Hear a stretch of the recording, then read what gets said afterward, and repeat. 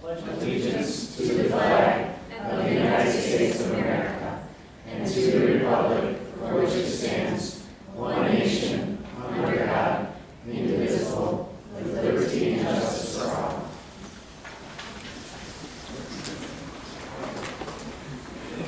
Second, roll call, please. Mr. Stahl? Present. Mrs. Reed? Here. Mrs. Mitchell? Here. Mr. Myers? Here. Mr. Trombley? Here. Dr. Krebs? Here. Mr. Bertfield? Here. All right, that moves us to approval of the agenda. Do we have a motion to approve tonight's agenda as presented? So moved. Moved by Mr. Stahl, supported by Mr. Trombley. Any discussion? Okay, all those in favor signify by aye. Aye. Any nays? Passes 7-0. Dr. Gray, Shining Stars. My pleasure tonight to introduce Gabrielle Hoffman, our band director at the high school level, and we have a great turnout tonight, which amazes me on this beautiful of an evening, so thank you for coming. And Gabrielle is here as always to share some really positive news and great stuff. So Gabrielle. Just talk loud. Just talk. Use your band Sorry. voice. I use my teacher voice. Anyway, thank you all for coming. Tonight, we would like to recognize some stellar students. The first group, first of all, the band program has had an amazing year so far, and we're still pushing strong. The first group I'd like to recognize are the recipients of superior ratings at the State Solo Ensemble Festival for Michigan State Band and Orchestra Association. In order to get to the state level, they first have to get a superior rating at the district level, and then they compete at the state level. And the following students are recognized for getting a superior rating at state. Chris Boggs, solo. Jason York, solo. Will Lappa, solo. Sam Schulte, solo. Elizabeth Guerra, duet. Elizabeth Ferruzzi, duet. Holly Wigman, quartet.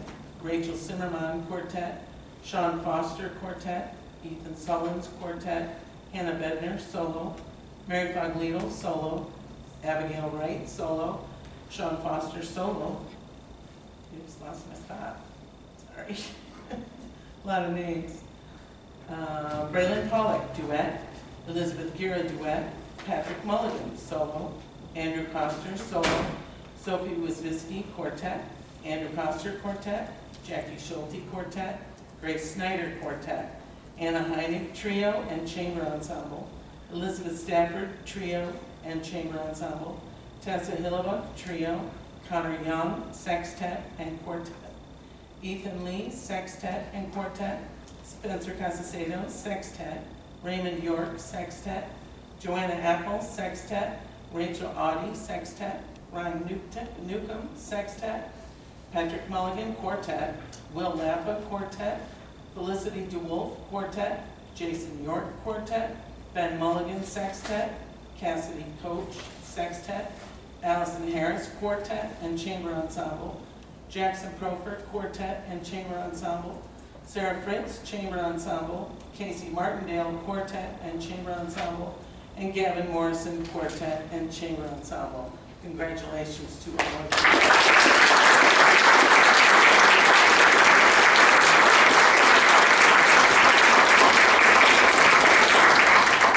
The next group I'd like to recognize is a unique group. We, every other year, as you know, do travel. We go on tour. And this year it was Festival Disney, which we have frequented probably 6 or 7 times in the career that I've been at Brighton. So this year we went, and for the first year we did not have our traditional band that is an hour-long class go. We usually take the top 2 ensembles. So this year we didn't have that many traveling, so we had to make one band out of 2 bands. And that meant that we couldn't rehearse every day. This is huge, by the way. We couldn't rehearse the music every day. We had to rehearse after school because not enough students were going in order to make it, be able to rehearse during the class hour. So this group went above and beyond, paid for the trip, and made the rehearsals to the point where they played music that for some of them was way above the level they would play during their class. We called them Festival Disney Wind Ensemble. We performed at Disney. We were there for 5 days and 4 nights. And it wasn't our best performance, but because rehearsal was better before we left, but once we got there, we had to wait 4 days before we could actually use our instruments. And they just were amazing. And out of the 25 performing groups that were there, they were the only concert band in all the classes, but we were class quadruple A, to get a superior rating and the Gold Mickey Award. So we're very proud of this group, and the following students were involved: Madison Skiles, Natalie Richardson, Jacqueline Wheeler, Nicole Cook, Samantha Becker, Allison Harris, Andrea Rosenau, Jacqueline Schulte, Emily Duncan, Carly Bullock, Samantha Zielinski, Maria Krause, Lindsay Steineke, Victoria McMullen, Jessie Arbor, Ainsley Clark, Colby Pincos, Xavier Lay, Christian Koss, Mitchell Moran, Andrew Simon, Ethan Lee, Chris Boggs, Brandon Pollock, Ethan Sullins, Colin Faith, Connor Young, Aaron Lee, Leah Schober, Lily McKee, Adriana Totaro, Caitlin Warner, Aaron Raby, Bryn Halavicki, Amanda Lemasters, Jenna Majadonsky, Sophie Wisbicki, Hannah Bedner, Rachel Zimmerman, Mitchell Moran, Ryan Newcomb, Ben Zawisa, Ben Wysock, Abigail Bretz, Madison Garrich, Danielle McDaniel, Caitlin Densler, Kyle Burnham, Andrew Koster, William Wright, Joe Tabaka, Alyssa Leineke, Hannah Hempel, Brianna Larson, Dominic Walter, Alexander Day, Jackson Profer, Eric Taylor, Sean Smith, Charlie Bryan, Peter Price, Brogan Kogler, and Savannah Hamlin. And some of our students are not here this evening due to robotics and lacrosse games, but a lot of them are here. So congratulations on your gold, Mickey.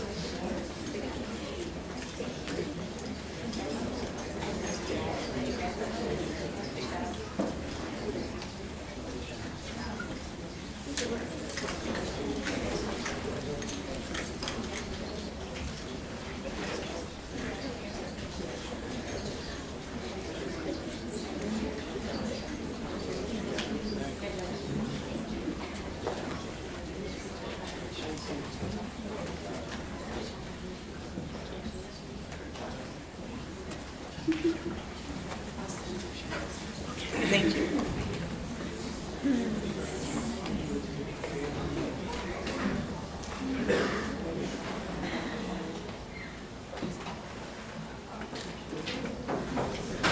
Okay, well, you certainly are welcome to stay for the remainder of the board meeting. You also are welcome to leave at this point as well. So thank you and great job.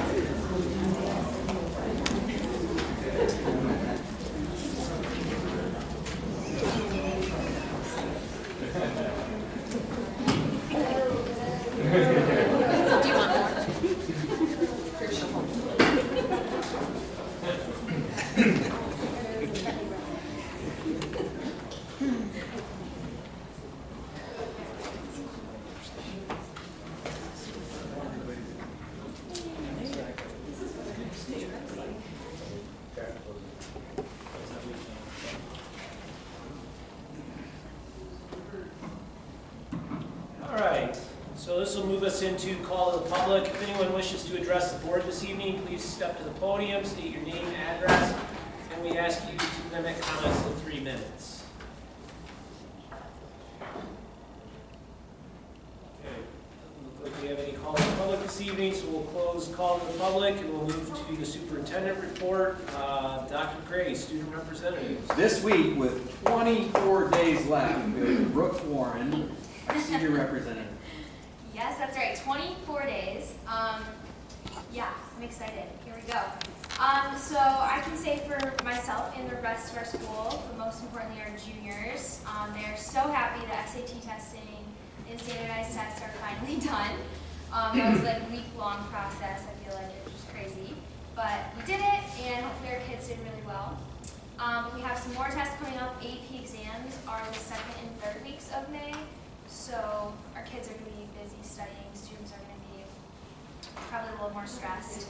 And then some happy things coming up. Senior Survivor is actually our seniors' last week of school. And they would probably just like me to say that if there's any way that businesses, local businesses want to help reach out, donate, give food, give services, whatever you can do to help. So we're really trying to raise a lot of money. The charity this year is Fund a Life, and that's our varsity soccer coach's charity that he runs. So it's really awesome, and yeah, they're getting started with that. So fun stuff coming up. Thank you. Thanks, Brooke. Our only other report under superintendent report tonight is our curriculum update, and I will kick it to Liz. And I'm going to turn it over to Dr. Turner, who's had 2 people here to talk about their grants from technology.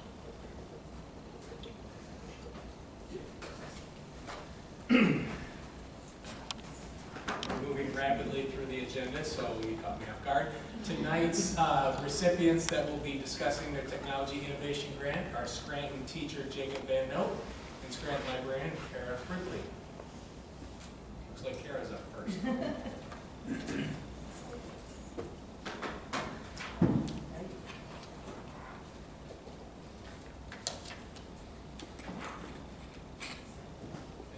Feels fresher too. Well, if it doesn't work, I'll just song yes.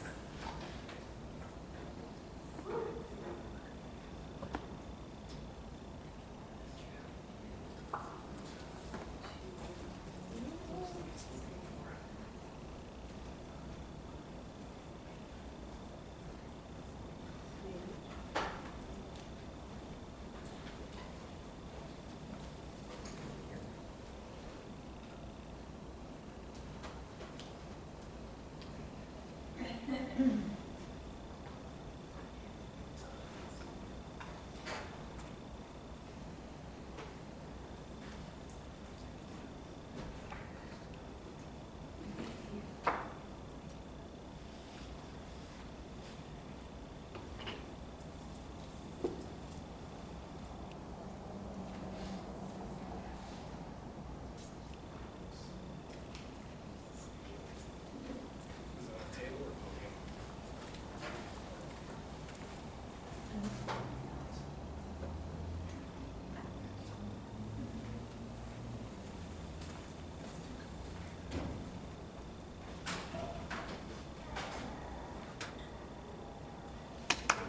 Hey, all right.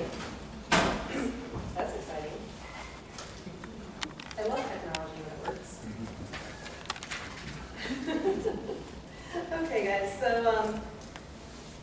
last summer I was kindly awarded with a tech grant to start a Digging Deeper Center in the Scranton Middle School Media Center. And the whole idea of this was to support rigor at Scranton and to kind of see a change come about in the media center as people kind of view it as just a space for books and not necessarily for projects and technology. So our goal was to change that. So our goal was to support and extend what already happens in the classroom. And we did that in a few different ways. We help out with research, obviously. We help students find different end products for their projects. So instead of doing the typical Google Slides, we're trying other technologies.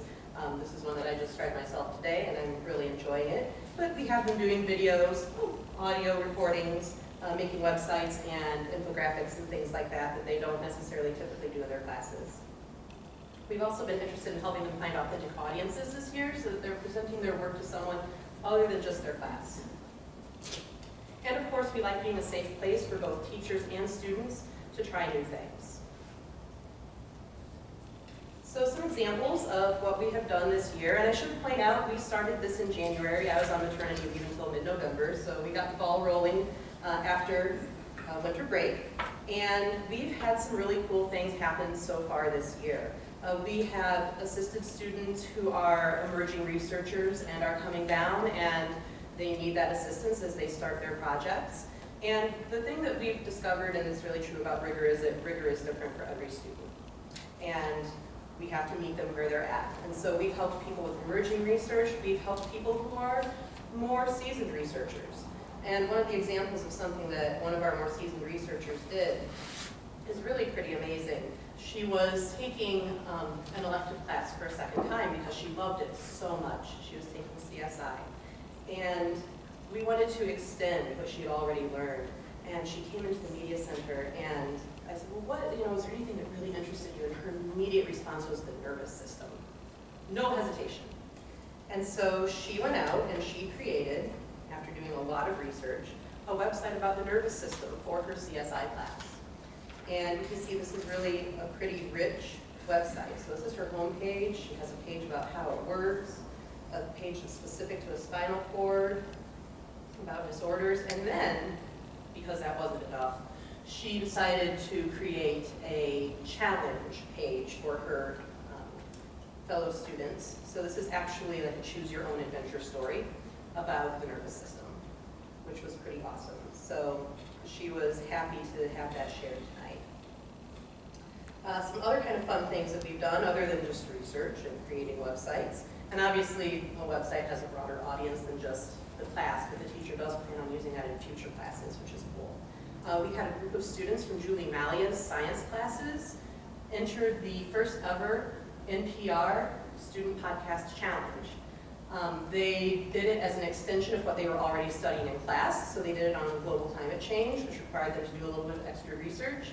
And we found that learning how to podcast when you have never podcasted before is also a bit of a learning curve, but they were very happy to do that, and they actually would like to continue podcasting in the future. And we have other students who are just trying new technologies and new ways to let people know what they've learned. So we have students trying green screen for the first time, students trying stop motion for the first time, students trying different types of online presentation tools. And it's really been a fun experience.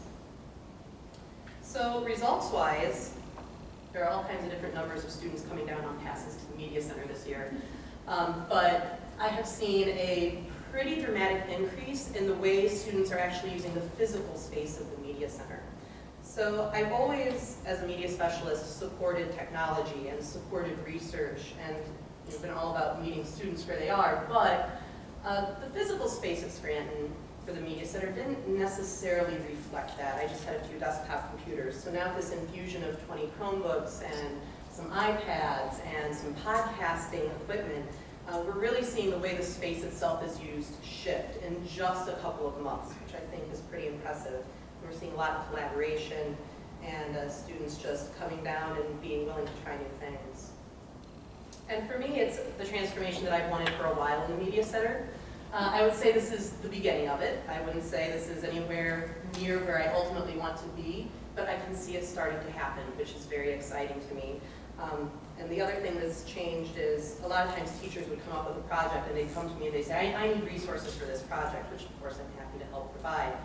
Now it's turned more into them coming into the Media Center and talking with myself and with Scott Turner and involving us more on the ground floor. So instead of coming in with a project, they come in and they say, I want to do something. And it's about this the students are learning, and I want it to be different. What can we do? How can we change this? So we're seeing a lot of that start to happen, which is exciting. And we're actually gaining steam as the school year is coming to a close here. We're getting busier and busier, strangely. And we actually have teachers coming to us and talking about projects and lessons that they want to start thinking about for next year. So we have some quotes here, some things that students are saying about us, and some really, really long quotes from teachers. But we've been having a really fun experience this year, and I'm very excited to see where this continues to take us into the future, because the technology really has changed the landscape of how the Media Center is used. Thanks.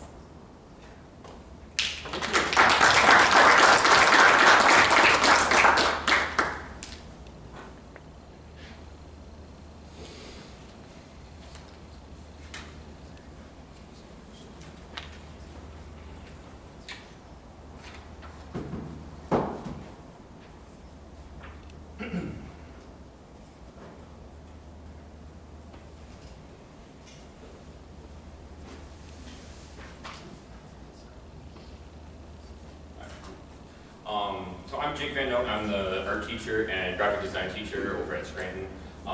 We started this program 2 years ago, so last year was our first year. This year it doubled in size with the student interest that has been gained, and next year we're gaining a few more sections of it as well, so it is starting to take off. The original idea behind this, and all the pictures that you're going to see today are all student artwork that was created by them using the different software and things that we gained from the innovation grant. So first and foremost, graphic design links technology with fine art and deciphers the visual culture of our society. What I'm basically getting at here is that the students are inundated with logos, apps, websites, all these different things on a daily basis, YouTube channels, all these different things. But not a lot of people think about what goes into designing these different things, what catches people's eye, and kind of more of the art side of it in how people respond to different things. And so I wanted to start this class at Scranton because the students at this age are learning more and faster than even myself, or probably some of you have started to realize too, like your kids probably show you something or know something that you probably haven't seen or done before.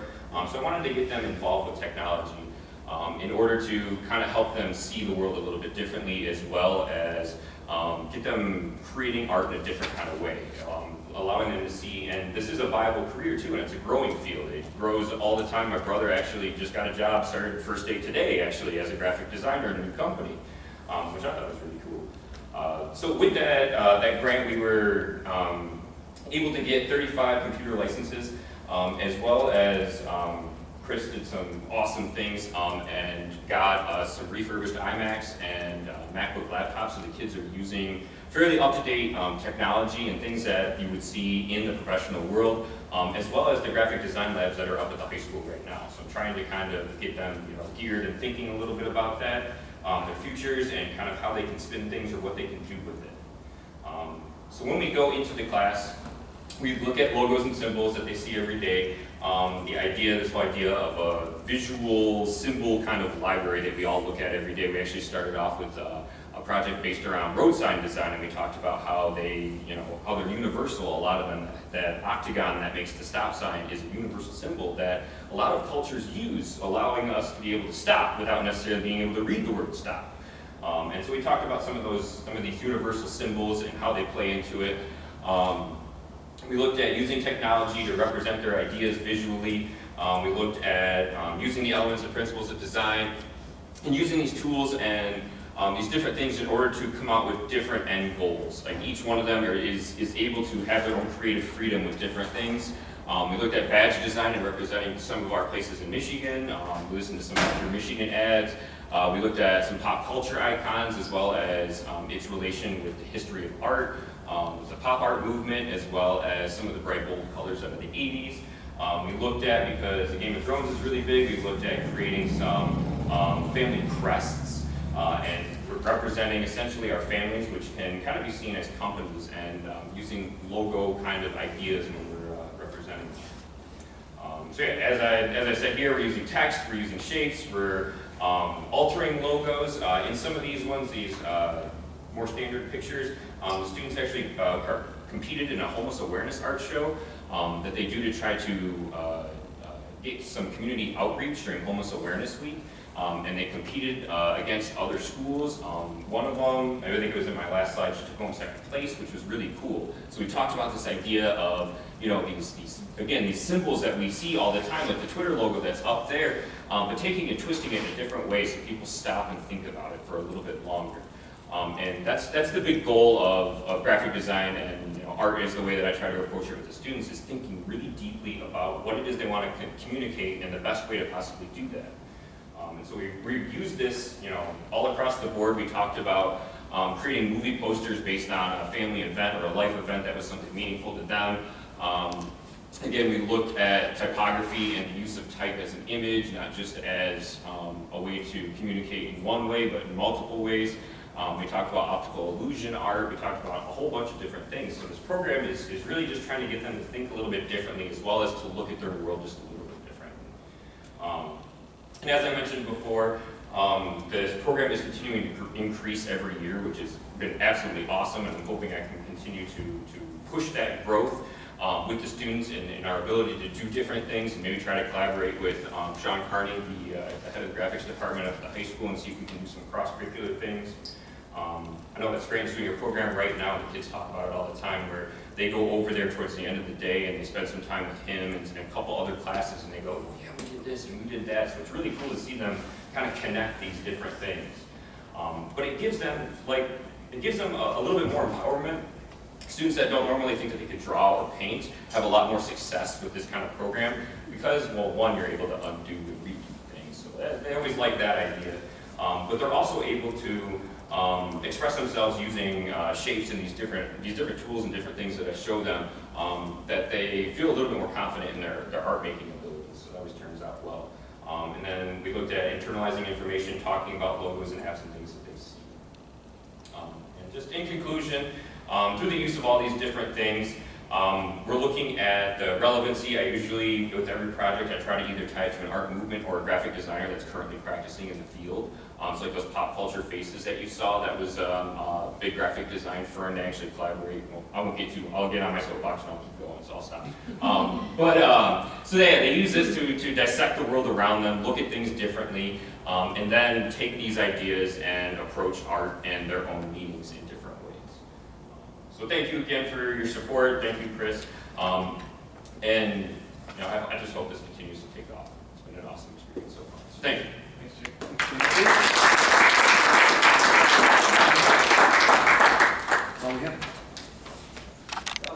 Actually, question, Dr. Green. With the tech grants, can you provide a quick reminder to the board as to how we So it started about sustainability? Like, yeah, just the background of the program. Yeah, it started I think about 4 years ago, and it came off the heels of kind of towards the end of the bond, and towards the conclusion of the bond. And it was $25,000, and it was a submittal process with a kind of a group that would get together and rank which ones were most deserving that particular year. Then they would put them out, and then what the board asked was that presentations would come forward as they worked themselves through the grant, just to kind of prove out the concept that they put forward in relation. And so, current state, where are we at, and what? So next year, we might look to tweak it a little bit. Instead of having a formal process, we might just go to buildings instead. Because I think we're also limiting people in some of the projects. So we might go to buildings and just go to staff meetings and say, what ideas do you have? Instead of the actual grant process, we'll just take a look at that, and it'll actually fall into the design as we look to the next phase of the bond. So we might keep it. I just wanted to comment on the presentation. Great job. And what I really love about this is you're opening doors and ideas to kids that may not have seen some of this, which is going to put them maybe on the path to get to high school to zone in into what they want to do. And my daughter personally didn't know she was an artist until she got later in the years. And now that you're putting them in a position to find that out earlier, it kind of gets them exploring a little more. I really like that about this. Nice. So just kind of as a follow-up, so as far as where we are, Dr. Brader, so for next year, do the grants that were in place for this year, are we in the cycle that they will continue, or do we have to take action? They're usually a one-year grant, so they'd be to buy software or buy computers for that class, those types of things. So again, what we'll probably do, and it's something Liz and I have talked about too, is head to each particular building, meet with the teams, the technology teams in the building, and see if there are maybe some areas we're missing. Because when you put a cap on it at $25,000 for the grant process, I don't know if everybody applies. And so it's been 4 or 5 years. We figured we'd go make some stops there, see if there's anything else out there that we might want to look at, or if buildings could leverage each other's resources because they want to do the same thing. We could also do it that way. So we're going to make some trips to some staff meetings as the school year starts and see what we can do. I think we've seen a lot of great results out of the technology grants the last couple of years. Are there any projects that we've done through the grants that we are thinking about making a permanent fixture or expanding to other schools? I think most of them that you see are permanent fixtures. So Jake is going to continue using those programs. I know Kara and Scott do a ton in the Scranton Media Center. What we typically see what happens when we invest in technology, that's why I don't want to just limit it to a TIG grant, is it expands out into the building, and then a lot of times, especially at the elementary level, if one building's doing it, the other ones pick up on it because parents talk to parents or they post something on Facebook. That was kind of the Lego League, evolution. And so we want to take a little broader approach to it than a very specific, targeted one, and see what we can do. It also, again, Dr. Turner and I have talked a great deal lately about that next phase of the potential bond and what's in there technology-wise and what that's going to look like. We're trying to predict the technology future, which is kind of tough to do, but the refurbishing, the reinfusion of technology, what's next? You can't buy software with bond dollars, but the space, clean lab, dirty lab, those type of things I think are next phase. And if you look at the actual specifics in the bond related to STEAM, you're talking over 30% of the bond is STEAM related. So that's going to blow the doors wide open if you ask me, because you got arts, you have technology, engineering, all those things that we've been, I think, investing in space, but it'll branch out over there. Thank you.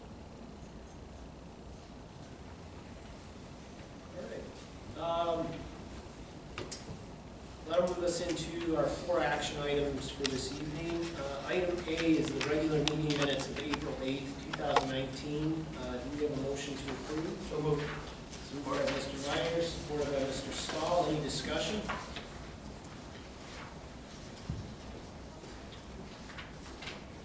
Okay, all those in favor signify by aye.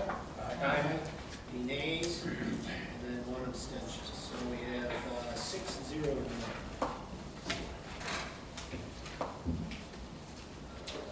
Item B, donation therapy dog program. Dr. Gray. We'd ask that you accept with gratitude the donation of $1,000 from the Prayer Family Foundation for a therapy.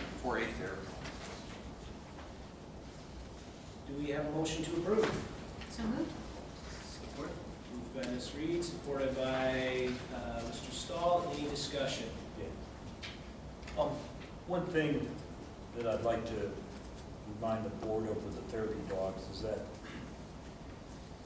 we can't use general fund money for the therapy dogs for any reason, for care, for food, anything of that nature.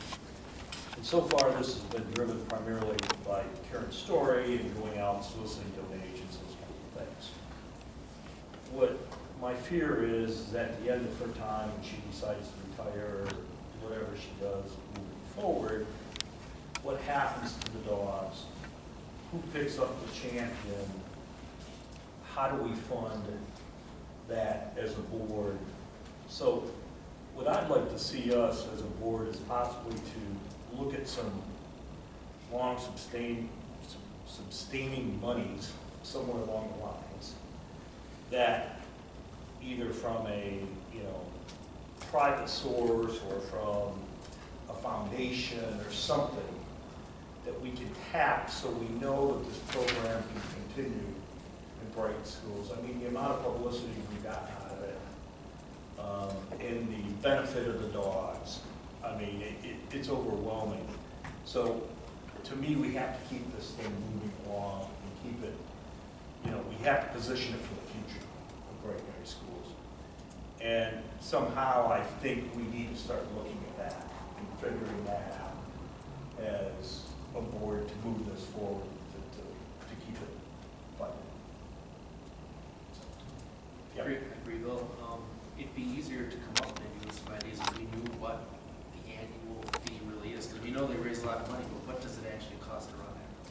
Well, and vet bills, food, I mean, there's a lot of unknowns. Those are typically donated. Right. We've struck deals with lots of local vendors to donate food, donate vet services, minor vet services. Now, if you have a hip surgery or something like that, it's going to be $3,000 or $4,000. That would obviously be something different. We'd go out and solicit funds at that point. But primarily, those pieces have been covered. Now, will that be long term? I think that's the question Bill's kind of asking. How does the program evolve? And remember, each dog is roughly $8,000 on average. And That's the initial, right? Yeah. That's the initial cost. Yep. And then obviously there's some incidentals along the way. Typically, the host families, either get donations or they pick those up because they feel that they're their dogs, even though they're our employees. So yeah, I think it's never too soon to start looking at least some of the particulars in that. Most of the stuff, I think, because of the popularity of that, people have bought in. It's almost like we either have a dog donation or a robotics donation every board meeting, which is fantastic. But again, you know, if it keeps moving on and people interest wanes a bit, we'd have to reignite it. But you know, as far as dogs, we'll have mall buildings, we'll have 3 at the high school. I think that cost will go away for a while. You know, maybe that's the time to build some kind of a fund equity in a 501c3 or something like that. So down the road, if you had to look at purchasing or those types of things, or as they get older, there's some issues, you know, we could look at that. I understand that we can't use general fund dollars to support the program, but are there any other restrictions on the ways that we can support the program as far as staff time or accounting resources or anything like that? We do all that now. Okay. It's pretty easy.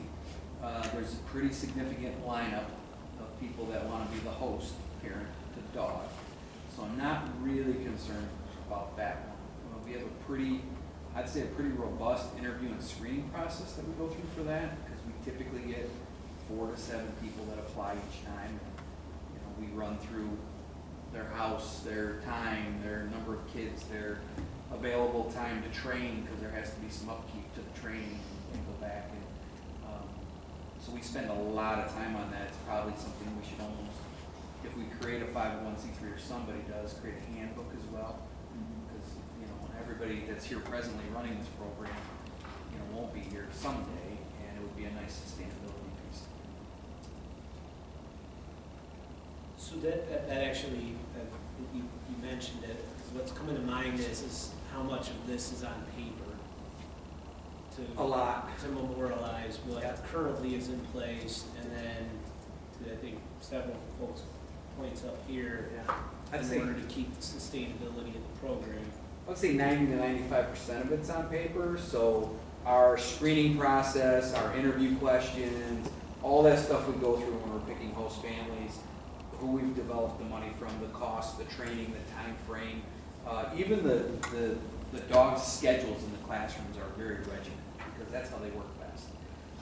So in my mind, it's more of collecting and organizing rather than creating. And that could be a good project for Karen and I.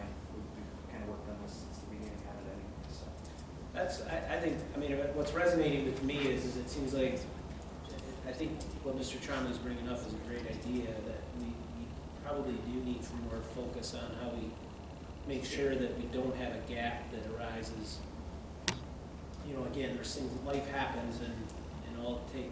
My fear is that one person gets removed from the equation, and all of a sudden, you know, it's the trickle down, boom, everything falls apart. So, I'll meet with Karen this week, and we'll talk about creating the handbook. but I think even more so, maybe over the next couple months, that we have maybe some proposals or options come forward to the board of ideas of what we could look at for a long-term sustainable program that goes beyond what the efforts of the people. I mean, everything we're saying, I think everybody is agreement up here that this is no knock against those that have created the program. It's a phenomenal program. It's just we don't want to see it die at any point in the future because it was left dependent on 1 or 2 people and not having the legs under it that it needs or the support it needs. We can do that. Yeah, it's not a problem. Okay. What do you think? Maybe August meeting or something? I would recommend August, yeah. So, Ms. Ackermite, can we put that maybe as a superintendent update on for August? That'd be great. What's that? Oh, yeah, we skipped. Thank you. Still need the $1,000. Yeah, we're getting there. Any other discussion? Okay, all those in favor of accepting the donation from the Career Family Foundation with greatest gratitude, aye? Aye. Any nays? Passes 7-0. And again, very big thanks to the Career Family Foundation. Item C, donation VHS robotics. Dr. Gray. Again, sticking with the theme of a couple of programs that are very popular, $4,000 donation to VHS Robotics used for competitions and supplies. Pretty timely, seeing as how this week we have the World Championships at Cobo Center. If any of you are not doing anything. And again, this comes from Promise. It's a local organization, and we present it with a great deal of gratitude. Okay, we have a motion to approve. So moved. Support. Moved by Mr. Meyer, supported by Mr. Reed. Any discussion? All right, all those in favor of accepting the donation of $4,000 to the BHS Robotics Program for use in competitions and supplies from Promise with great gratitude, signify by aye. Aye. Any nays? Passes 7-0. And again, very big thanks to Promise for this continued help and support of that program. Item D, bus disposal. Dr. Gray. As per board policy 7310, you have in front of you for action the disposal of our bus 34. It's a 05, nearly 170,000 miles on it, and it has done its part for us. So time to put it out to cash. Okay, do we have a motion to approve? Moved by Mr. Meyer, supported by Mr. Trombley. Any discussion? We will check to see, again, as you guys vote yes to get rid of it, if anybody wants to use it for training.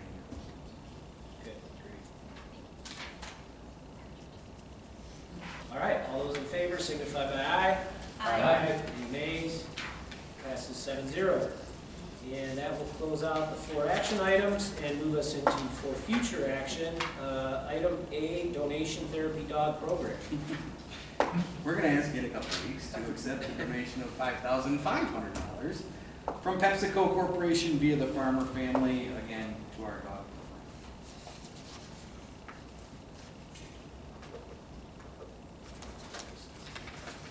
All right, any questions or discussion on that? Okay.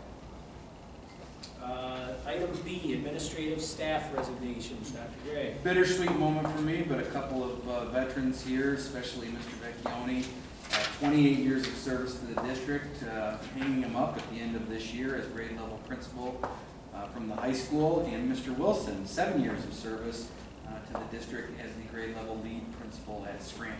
So much appreciation to those two guys, and Henry, I think, has worked in every building in this district and has been around for, my math does me correct, at least 2 generations of kids, 13 years all the way through the organization. So there are big holes to fill, but we have a plan in place to fill them, and we'll just miss those guys and their service to the district.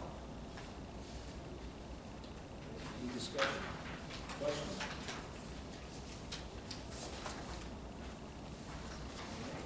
That will close for future action and move us into board committee reports, Board of Ed bulletins.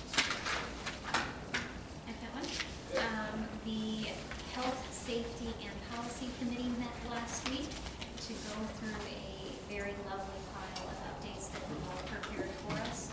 I think the bulk of what you're going to see for future action at the next board meeting relates to some due process and record-keeping matters throughout the book of policies.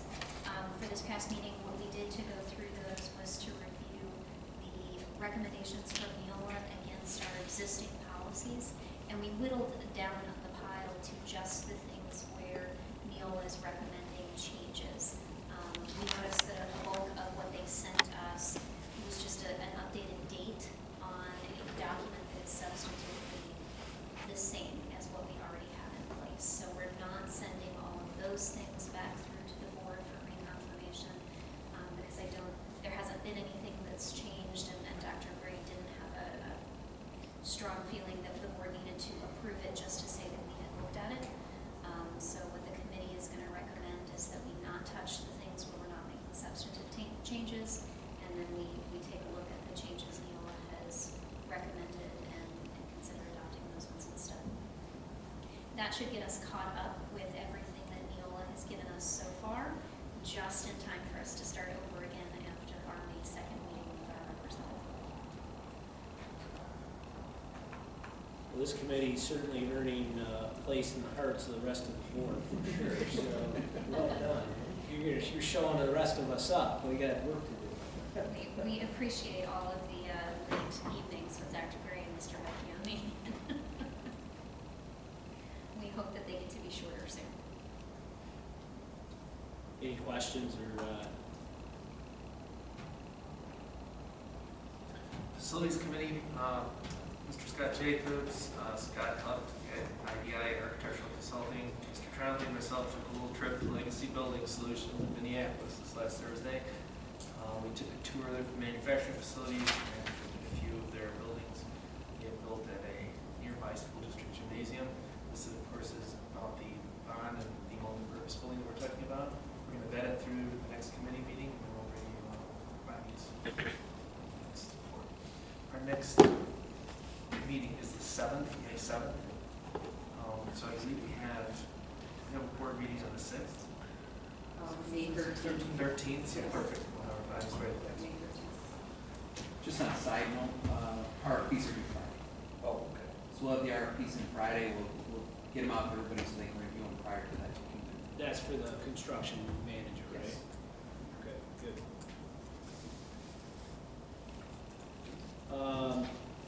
Last Wednesday, the Livingston County, Brighton this year was host to the Livingston County Association of School Boards.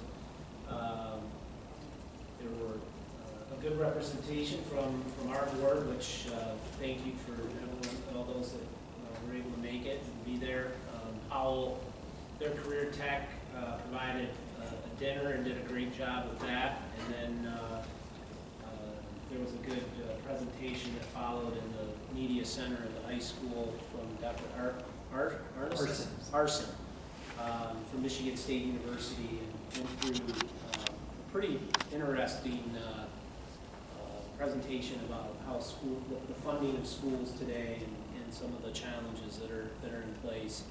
And from what I gathered, his research is really starting to garner quite a bit of national attention, both from the positive side and the negative side. I think it's the classic video, people are going to try to poke holes in it, but it was pretty sound stuff that he was presenting, regardless of what side of the fence you fall on politically.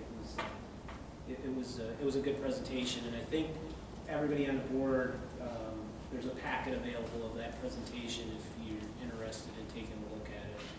I don't know if anybody else on the board that was there wants to say anything, but I thought it was definitely well worth the time being there. I was very surprised what he had to say. So it's well worth looking at, I would say, that packet and see where the differences are in school funding. I'm talking in Michigan in regards to the rest of the United States. So. He was looking at the 25 years since Proposal A was funded. So it was an interesting perspective from that. The other thing that was nice is that our representative and state representative and state senator were there to kind of hear the story. It was a nice thing for them to hear, I think. Are we 52 out of 52? Yes. Yeah, for funding. In for funding, deadlines. several areas. The state. The state. Yeah, Right. yeah. Yeah, it was a little sobering, some of that stuff for sure. And I would say there was probably, I don't know, 40 or so, 50 folks from around the county from the local school board. So, yeah, good attendance for sure. So. All right, any other committee reports or board ed bulletins? Miss anything? All right, we'll close that portion, and our next board meeting, regular board meeting, is Monday, May 13th at 7 p.m. I would move to enter a closed session for the purpose of discussing negotiation strategies connected with BASA, BEA, and VESPA bargaining units, inasmuch as the administration has requested a closed session. Support.